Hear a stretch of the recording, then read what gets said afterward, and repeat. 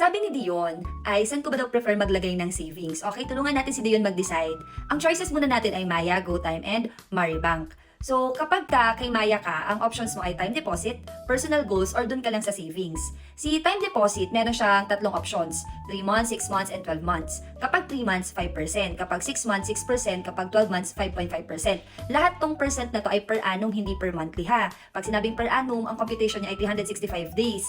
Pero every month, makikita mo naman kung magkano yung tinutubo niya. Yung dito lang sa time deposit, hindi mo siya pwedeng i-withdraw unless matured na siya. So unless tapos na yung 3 months, yung 6 months, or yung 12 months na pinili mo. Kaya kung emergency fund yun, X yan, hindi siya magandang dyan ilagay dahil baka magka-emergency.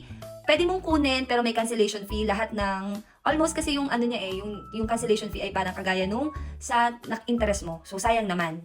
Yung another option mo ay personal goals. Si personal goals, pag tinignan nyo yan, may makikita kayo na 8%, pero hindi siya 8% for the whole 100k.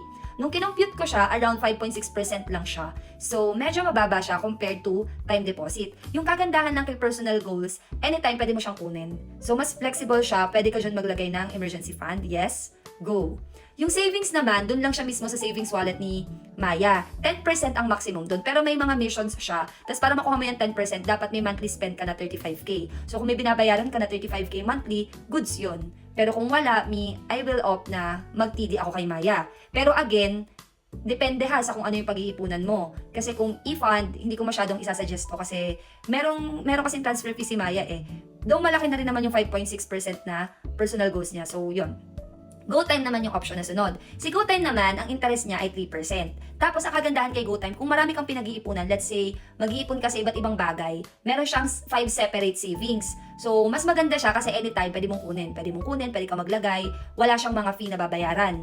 So, yun yung kagandahan sa kanya. And, kung halimbawa, yung inipon mo, gagamitin mo rin in 2 months, 3 months, ang kagandahan dito, may free transfer siya na 20 times monthly. So, wala kang babayaran kapag magta-transfer ka. Yung third option mo ay si Maribank. Ang interest ng Maribank, 3.25%. Yung medyo, ano lang sa kanya ngayon kasi, pag naglagay ka kay Maribank, yung pera mo lahat magkakasama na. So, kunyari, nag-save ka ng 10,000, tapos may ginagamit ka for spending na 2.5, kunyari. So, yung total, di ba, 12.5. Magkakasama siya doon. So, ang hirap niya i-monitor.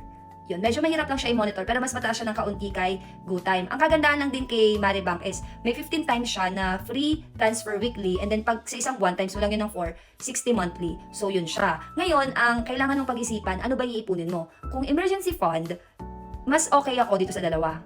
Maalin dyan. Pero kung ako, ito dito na lang siguro dahil hindi sabog-sabog yung pera ko. Kunyari kasi may emergency fund 1 ka and 2, at least magka-separate siya.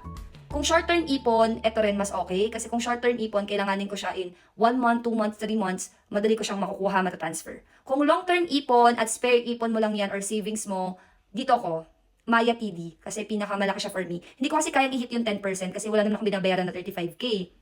Ngayon, diyan, kung magsisave ka, huwag lahat ng savings mo nasa isa lang. Kunyari, buong savings mo nilagay mo lang kay Maya. Hindi rin siya advisable. Kasi paano pag nagka-problema si Maya, tapos kailanganin mo yung pera, di mahihirapan ka na kunin siya. So, kung ako sa'yo, hatiin mo siya, yung portion siguro dun ka mag-decide on your own kung ilan ang ilalagay mo na portion ng savings mo kay Maribank, kay GoTime, kay Maya. May mga other options pa ha, hindi lang itong tatlo. So, soon ina-explore ko pa lang yung iba, pero kapag knows ko na, share ko sa inyo, okay? Sana nasagot ka, Dion.